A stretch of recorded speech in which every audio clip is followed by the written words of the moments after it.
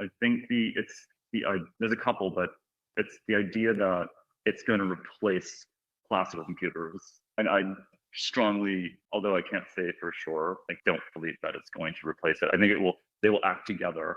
They will complement each other. Also, I think, there's ideas that they're completely useless. Like they don't do anything. And I think that's clearly not true now. There's at least, what's called, I guess they're calling it quantum utility, where there is some, like, you may not be outperforming classical models, but you're using these really weak devices, weak, noisy devices.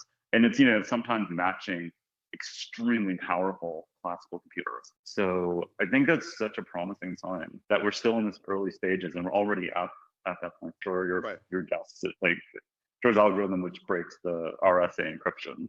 And that's what's got a lot of people freaked out, honestly.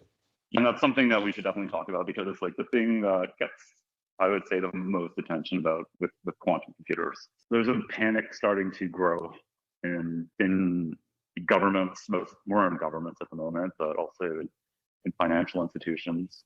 I mean, I am just starting, not working with them, but just I'm having a lot of conversations with cybersecurity firm, and they're not a quantum company, but they're starting to get requests from really large clients that they have that, like, what's going on with us? Is our data safe? And I think governments are starting to take it seriously too, because one thing that was pointed out to me, which I found really interesting, like this idea that, say, we're going to have Q day, whatever happens 7 years from today or whatever, pick your number, 70 years, whatever.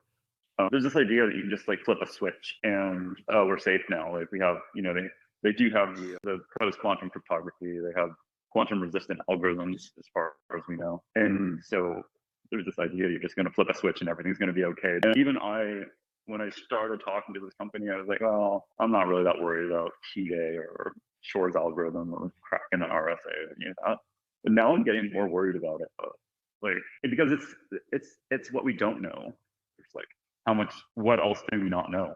And the terrifying thing about the future is it could go either way.